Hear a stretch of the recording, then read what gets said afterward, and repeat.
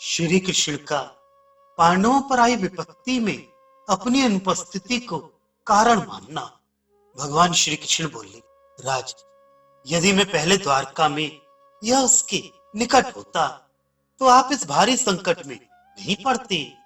दुर्जय, अंबिका नंदन धृतराष्ट्र, राजा दुर्योधन तथा अन्य कौरवों के बिना बुलाए भी मैं उस द्यूत सभा में होता और जुए के अनेक दोष दिखाकर उसे रोकने की चेष्टा करता। फिर वो मैं आपके लिए भीष्म, द्रोण, कृप, वाहिक तथा राजा धृतराष्ट्र को बुलाकर कहता, कुरुवंश के महाराज, आपके पुत्र को जुआ नहीं खेलना चाहिए। राज, मैं द्यूत सभा में जुए के उन दोषों को स्पष्ट रूप से बताता जिनके कारण आपको अपने राज्य से वंचित होना पड़ा है, तथा जिन दोषों ने पूर्व काल में वीरसेन पुत्र महाराज नल को राज सिंहासन से च्युत किया। नरेश, जुआ खेलने से सहसा ऐसा सर्वनाश उपस्थित हो जाता है जो कल्पना में भी नहीं आ सकता। इसके सिवा उससे सदा जुआ खेलने की आदत बन जाती है।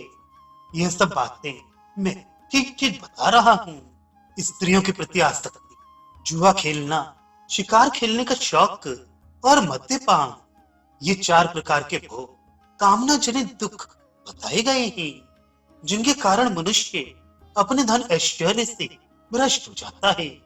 शास्त्रों के निपुण विद्वान सभी परिस्थितियों में इन चारों को निंदनीय मानते हैं, परंतु द्यूत क्रीड़ा को तो जुए के दोष जानने वाले विशेष रूप से निंदनीय समझते हैं। जुए से एक ही दिन में सारे धन का नाश हो जाता है। साथ ही जुआ खेलने से उसके प्रति आसक्ति होनी निश्चित है।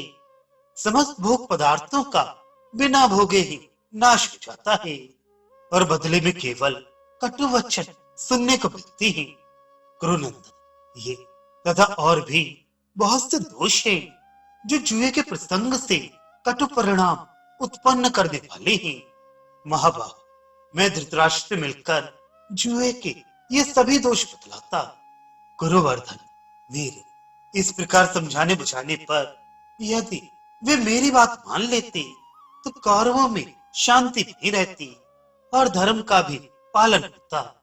राजे भरत श्रेष्ठ, यदि वे मेरे मधुर एवं हितकर वचन को सुनकर उसे ना मानते तो मैं उन्हें बलपूर्वक रोक देता। यदि वहां सुहृद नामधारी शत्रु अन्याय का आश्रय ले इस धृतराष्ट्र का साथ देते तो मैं उन सभासद ज्वारियों को मार डालता। कुरुश्रेष्ठ, मैं उन दिनों अनर्थ देश में ही नहीं था, इसलिए आप लोगों पर यह द्यूतजनित संकट आ गया। कुरुप्रवर पांडुनंदन, जब मैं द्वारका में आया तब सात्विकी से आपके संकट में पड़ने का यथावत समाचार सुना। राजे, ये सुनते ही मेरा मन अत्यंत उद्विग्न हो उठा और प्रजेश, मैं तुरंत ही आपसे मिलने के लिए चला आया। भरत कुलभूषण, अब आप सब लोग बड़ी कठिनाई में पड़ गए हैं।